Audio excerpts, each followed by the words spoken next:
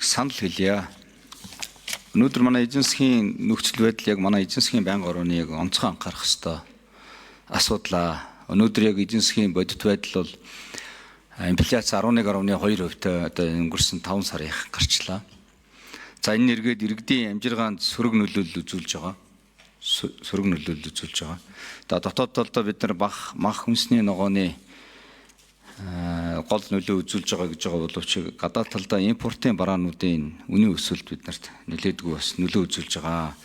За энэтэй холбоотой эзэн засгчдын ялангуяа нүүбийн худалдаа эзэн засгийн худалдаа хөгжлийн байгууллагаас гаргасан судалгаануудыг аваад үзэхэд энэ ормон үсгийн хоолойтой холбоотой эзэн засгт ийм 3 үе шаттай шок вейв гэдэг 3 үе шаттай ийм шок явагдана гэж ингэж үзээд байгаа. Эхний шат нь бол энэ бензин шатхууны үнийн өсөлттэй холбоотой, нийлүүлэлтэн саарсантай холбоотой энэ одоо эхний одоо ийм нөлөөллүүд орж ирнэ. Энэ үр дүнд зардал өснө. За зардлын өсөлт нь эргээд барааны үнийг өсгөн инфляцийг бий болгоно.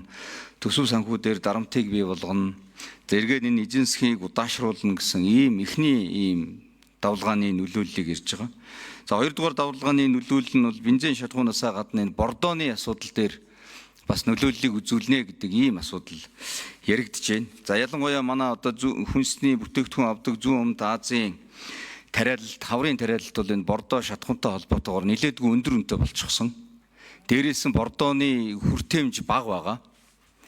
Нийлүүлэлт бага байгаа. За энэтэй холбоотой хаврын ургац зүүн Азийн орнууд дээр бага байна гэсэн ийм судалгаа жишээлбэл явагдаж байгаа. За энэтэй холбоотой энэ бордооны гарсан энэ хямралтай холбоотойгоор намар ургац бага авна. За бага авсан ургацсан үнэтэй болно. За энэтэй холбоотойгоор зүүн өмнөд Азиас одоо жишээлбэл импортлж оруулж ирдэг хүнсний бараа бүтээгдэхүүнүүдийн үн өсөх ийм бас эрсдэл ялангуяа энэ эмзэг эзэн засгийн орнууд дээр нөлөөлнө гэсэн ийм судалгаануудыг явуулаад байгаамаа. За зүүн өмнөд Азиас бидний авдаг гэд бодохоор нөгөө цагаан будаа, ургамлын тоос, элсэн чихэр гэл ингээл олон хүнсний импортын бараануудыг бид нар хилж болно.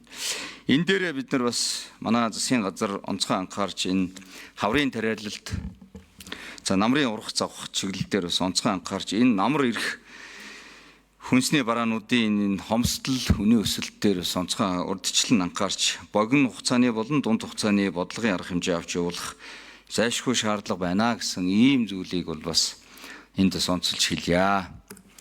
Ингээд